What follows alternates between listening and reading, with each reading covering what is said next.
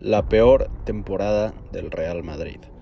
En esta ocasión hablaremos de la peor temporada del Real Madrid desde que tengo memoria. Y estoy seguro que no solo yo, sino la mayoría de personas que estén viendo este video estarán de acuerdo. Para poder analizar de manera correcta esta temporada, me gustaría recapitular brevemente lo que fue la temporada pasada, ya que será parte importante para entender muchos problemas de la actualidad. Sin nada más que decir, comencemos.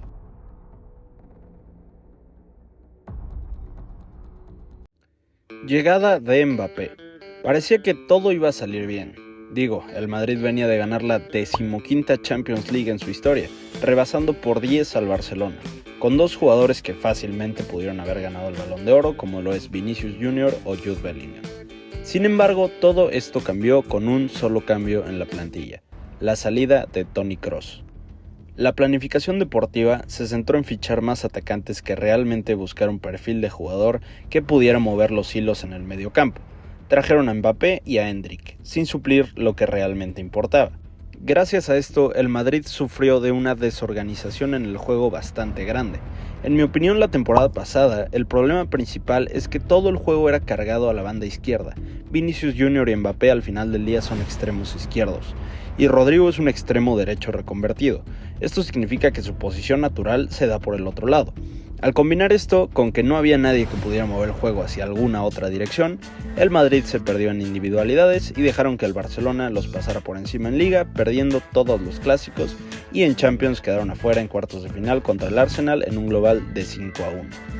Los aficionados aseguraban que no podía ser culpa de Mbappé, ya que él fue el máximo goleador del equipo en aquella temporada.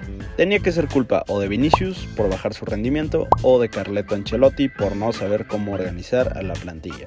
Ya que tenemos esta breve recapitulación de lo que fue la temporada pasada, ahora sí podemos empezar a hablar de lo que para mí es la peor temporada del Real Madrid en su historia.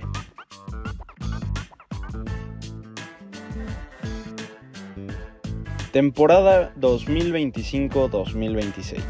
Despiden a Carleto Ancelotti y se despiden de otro creador de juego como lo es Luka Modric. Y como si no hubieran aprendido nada del año pasado, no fichan absolutamente nada en el mediocampo tras la salida del croata.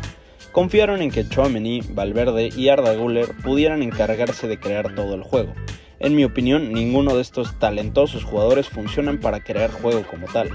En fin, sus fichajes de esta temporada fueron: enviar a Endrick de préstamo a Lyon para que pudiera tener los minutos que merece, ficharon a Trent Alexander-Arnold, llegó desde Liverpool para reforzar la banda derecha, Dinghausen, defensa central fichado desde el Bournemouth, fue uno de los movimientos más caros del mercado, por cierto, Álvaro Carreras, lateral izquierdo procedente del Benfica, y por último Franco Mastantuono, joven promesa argentina llegada desde River Plate.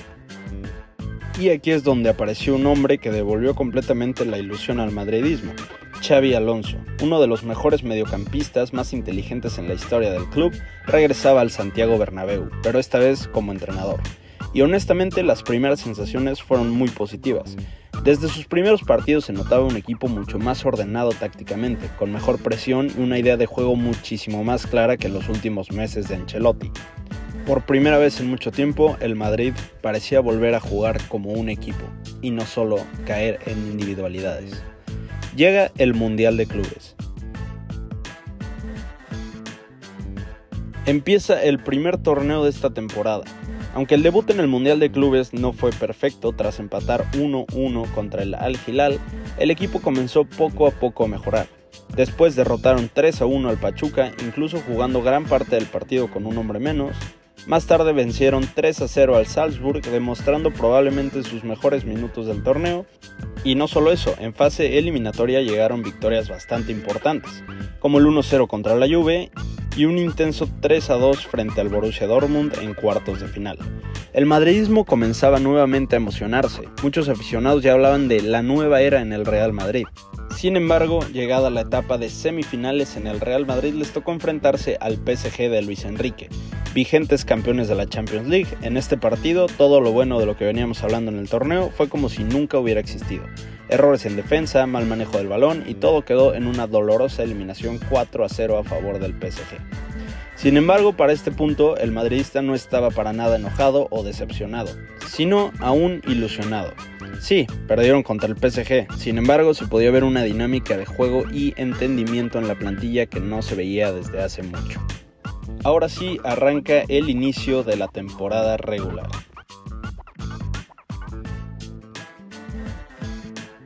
El Real Madrid empezaba la Liga Española con todo, y cuando digo con todo me refiero principalmente a un Kylian Mbappé desatado, junto con un Arda Güler que repartía muchísimas asistencias. Las personas comenzaron a decir que esta dupla recordaba bastante a lo que fue CR7 y Mesut Özil en su tiempo. Sin embargo, también llegaba el partido que empezaba a plantear la duda más importante en la llegada de Xabi Alonso al club. ¿Por qué solo gana los partidos fáciles y no los importantes? Jornada 7 de la Liga, y el Real Madrid se enfrentaba en contra del Atlético de Madrid en el Metropolitano, remontando en el primer tiempo hasta quedar 1-2. Lo malo vendría después, ya que el Atlético comenzó a meter goles por todas partes, y el encuentro terminó 5-2 a favor del Atlético. Como dije, la afición se preguntaba si Xavi solo le ganaba equipos pequeños o solo era mala suerte, tanto contra el PSG como contra el Atlético de Madrid. Cuando las dudas se calmarían un poco sería cuando llega el primer clásico de la temporada. Todo parecía tenso después de una terrible temporada pasada hablando de los clásicos.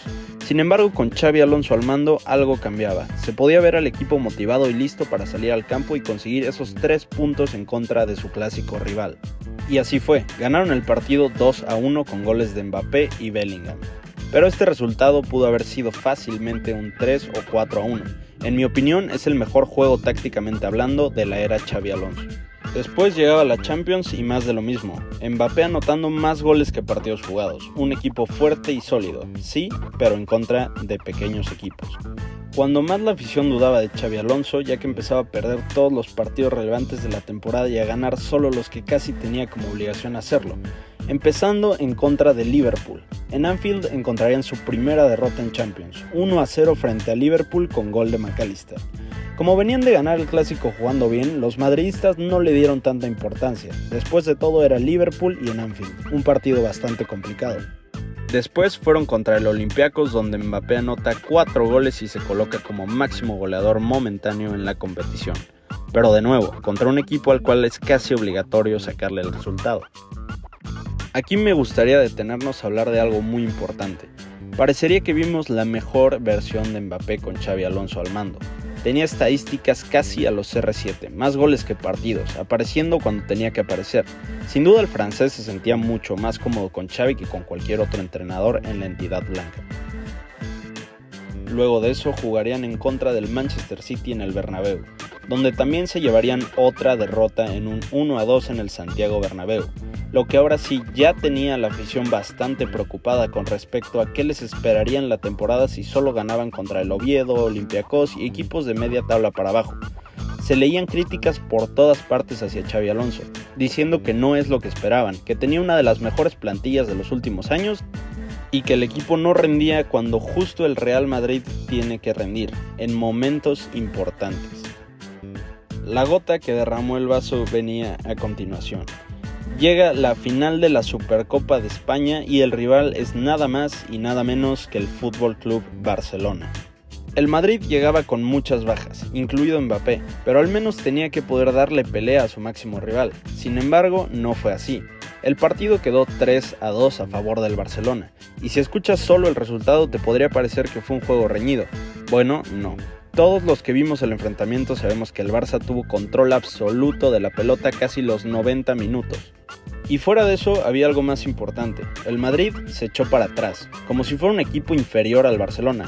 Más que nada jugó a defenderse para mantener el resultado y ver si mandándole una pelota a Vinicius podían resolver algo. Aquí se pudo ver que el sistema de Xavi no estaba funcionando en lo absoluto. En momentos importantes y para cerrar esta catástrofe, al final del encuentro, Xavi llama a todos los jugadores para hacer el típico pasillo al rival y hay dudas. Algunos iban y otros dudaban si hacerlo o no, pues había otra persona que estaba dando indicaciones a sus compañeros. Ese era Mbappé. Mbappé ordenaba a todos que se retiraran de la cancha saltándose el pasillo y casi todos los jugadores, incluyendo a Xabi Alonso, regresaban al vestidor. Aquí la afición ya estaba desesperada y furiosa, no se estaban consiguiendo los resultados que querían y no se veía que Xavi tuviera el más mínimo control en el vestuario, por lo que pocas horas después fue despedido. Sí, ese entrenador al cual habían traído con total ilusión. Ese entrenador que venía de ganar lo imposible con el Bayer Leverkusen, una ex leyenda de tu equipo y que al principio de temporada parecía que todo iba a resultar de maravilla, se había ido y por la puerta de atrás.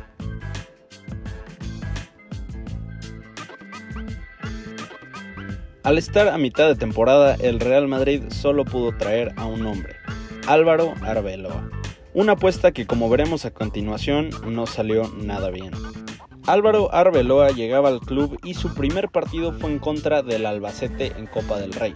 Un partido que en el papel, fácil, pan comido para los blancos de ganar. Sin embargo, perdieron 3-2. El club se encontraba en una muy mala situación. Despedías a tu entrenador, llegaba otro y su primer partido contra un equipo que con todo respeto es muy inferior a ti, pierdes y te autoeliminas de otra competición. Volvemos a la Champions, donde se enfrentan contra el Mónaco, el primer partido de Arbeloa como DT en esta competencia, donde ganaron 6-1 con goles de todo el mundo.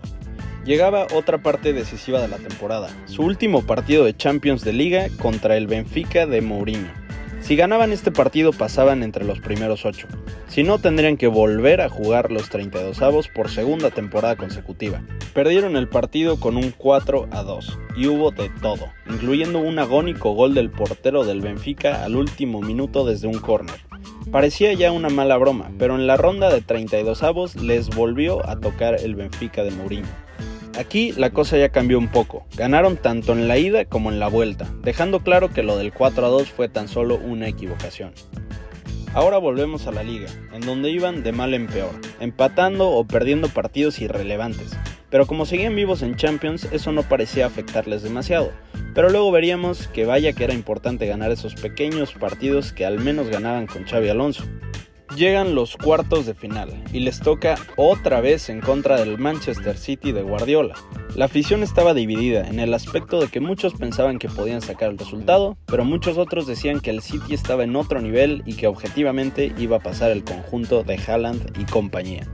Sin embargo, no fue así. Para su buena sorpresa, Arbeloa le había encontrado una nueva posición a Fede Valverde, que le permitió llegar por donde el City jamás esperó encontrar a Fede, anotando un hat-trick histórico para quedar 3-0 en la ida. Cabe aclarar que no jugó Mbappé en esta serie de Champions por lesión. Lo menciono porque será importante a continuación. En la vuelta, todo el equipo jugó de nuevo bien y volvieron a ganar 1-2 con doblete de Vini Jr. Por fin ganaban una eliminatoria o partidos importantes de manera contundente en la temporada. Parecía que no iban las cosas tan mal bajo el mando de Arbeloa. Ahora volvemos a la Liga, donde también le ganaron al Atlético de Madrid 3-2, no como a principio de temporada con ese doloroso 5-2. Mbappé seguía lesionado. Aquí llega el declive.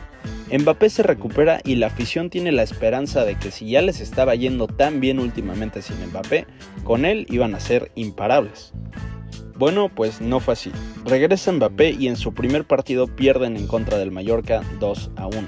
Luego llega lo peor. Los emparejan en Champions en contra del Bayern. El conjunto bávaro venía de hacer una de las mejores temporadas de los últimos años, pero en Madrid había esperanza. Pierden en su casa 1-2, pero para la vuelta quedan esperanzas, ya que no es un resultado tan abultado o imposible de remontar, y menos para el Real Madrid. En la liga juegan contra el Girona en este espacio que había entre la ida y la vuelta y empatan dejando cada vez más puntos. Llega la vuelta en el Allianz Arena. Contra el equipo alemán empiezan ganando al minuto 1, empatando la eliminatoria. Sin embargo, lo empata el Bayern al minuto 6. Al 29, otro gol de Güler que igualaba la eliminatoria, pero los de Kompany volvían a empatar 2-2. Luego Mbappé mete un tanto al 42, y de momento con este resultado todavía podían pasar la eliminatoria, al final iban empatados. Sin embargo, al minuto 89 fue cuando Luis Díaz mete el gol que dejaba callada a la afición del Real Madrid y al equipo también. Por si eso no fuera suficiente, al minuto 90 más 4, Olise liquida la eliminatoria para siempre. Aquí me quiero detener a analizar algo muy importante. Quiero que vean que desde que regresó Mbappé a poder jugar sin lesión, los partidos perdieron contra el Mallorca, perdieron en la ida de Champions, empataron contra el Girona y perdieron en la vuelta de Champions. Todo esto después de su gran momento en esa parte de la temporada, como cuando le ganan al Atlético de Madrid o como cuando ganan contra el City en la ida y en la vuelta. Eso al parecer estaba desapareciendo. No estoy diciendo que tienen razón las personas que dicen que sin Mbappé juegan mejor, pero no puedo negar que tienen argumentos para pensarlo. Después de esto empieza la campaña anti-Mbappé.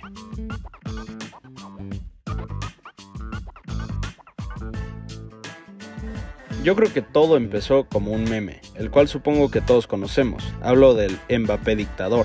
Sin embargo, esto comenzó a agarrar más fuerza hasta el punto de casi convertirse en la opinión de casi todo el madridismo que tenía acerca de Kylian Mbappé.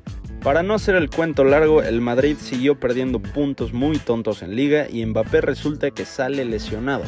Prácticamente él pide el cambio por una pequeña molestia, y mientras el equipo da la cara para poder seguir peleando la Liga, a Mbappé se le ve de vacaciones con su novia, y en vez de estar al menos en el banquillo apoyando a su equipo, el cual termina perdiendo casi por completo la Liga, incluso muchas fechas atrás de que realmente fuera la última jornada.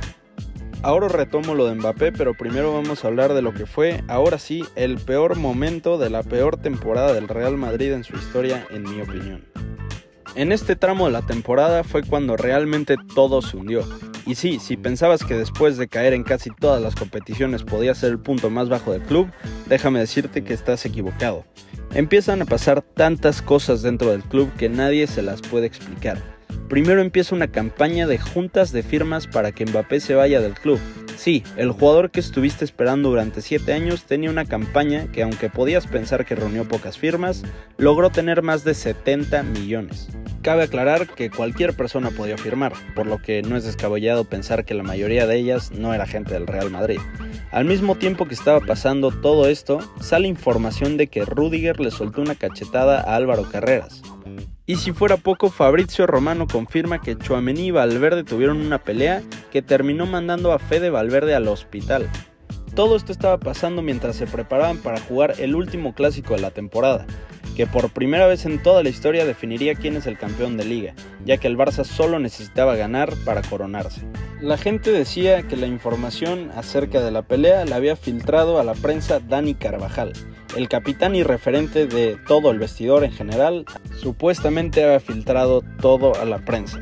Todo fue un completo desastre. No sé ustedes, pero yo nunca había visto una situación tan penosa en los vestuarios del Real Madrid. Después de eso llega el clásico. Mbappé no se presenta y pierde en la Liga Española ante el Barça en el Camp Nou, como si de perder una final se tratase.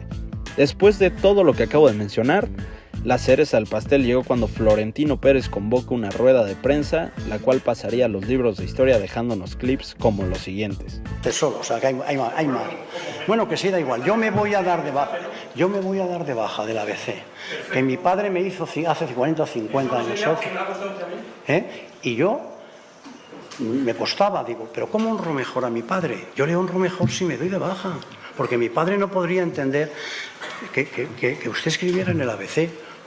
Una mujer que no sé ni si sabe algo de fútbol, pero bueno, es que un amigo me ha dicho que conoce, me da vergüenza decirlo, que conoce un sitio en China que es el mejor para las enfermedades terminales del cáncer. Y digo, mira, no me cago en tu padre, porque no hay ni un año de los 26 que no se hayan pegado 2 jugadores o 4. A ver, esa niña, joder, que tiene derecho a hablar. Que todos vosotros sois muy feos, joder. ¿Qué tal? Y así es como acaba una de las peores temporadas, si no es que la peor en la historia del Real Madrid. No solo por los resultados deportivos, sino por todo lo de afuera, por la rueda de prensa de Florentino, por las peleas, por la filtración de información, por las indirectas que se tiraba Mbappé con Arbeloa en rueda de prensa. Para mí todo terminó en un gran desastre. Ahora veremos si con la llegada de Mourinho el Real Madrid puede mejorar o hacerlo al menos un poco mejor que esta temporada. Y bueno, este fue mi análisis acerca de la que considero es la peor temporada del Real Madrid, no solo por no conseguir ni un título, sino por todo lo que pasó fuera de la cancha. Si te gustó el video, dale like y suscríbete y nos vemos en el siguiente. Bye.